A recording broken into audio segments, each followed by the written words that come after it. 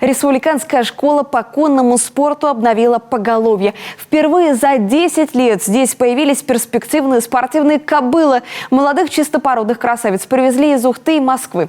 Дорогу они перенесли хорошо, сейчас на карантине, с другими лошадьми не общаются. Виктория Палкина познакомилась с будущими атлетами.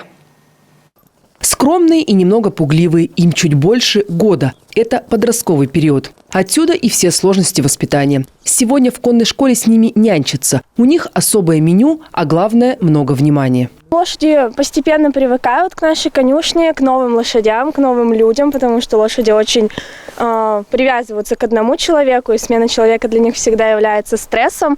Поэтому потихоньку вливаются в коллектив, привыкают и находят новых друзей. Пинки, Эфельсан, Фильфа, эффектная Филичита. Чистопородные тракены – представители редких для нашего региона галштинской и ганноверской породы. Объединяет их грациозность, легкость движения и изящность при сильных выносливых качествах. А еще они очень преданные человеку. Но главный плюс – это гены. У этих скакунов есть олимпийские родственники. У лошадей вообще очень интересно. Генетический фон у них передается именно от родителей. Если в поколении папы и мамы спортсмены, бабушки, дедушки, прадедушки, это все, конечно, очень сказывается на их детях. Из-за этого один из критериев, который мы рассматривали в поиске лошадей, чтобы родители наших же ребят были действующими спортсменами, и они показывали результаты именно на высоком уровне.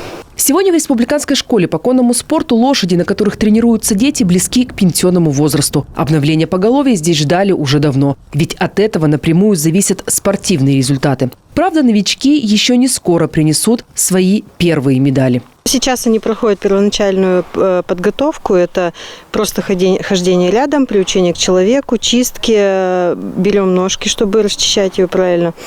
В 3 года они уже могут брать человека на спину, то есть приучается тоже спокойно груз на спине вести. И в 6 лет только лошадь может посадить ребенка на себя, потому что до 6 лет лошадь считается молодой, и после 6 уже полноценно несет нагрузку под детьми. До 6 лет только 18 и выше могут на нее садиться.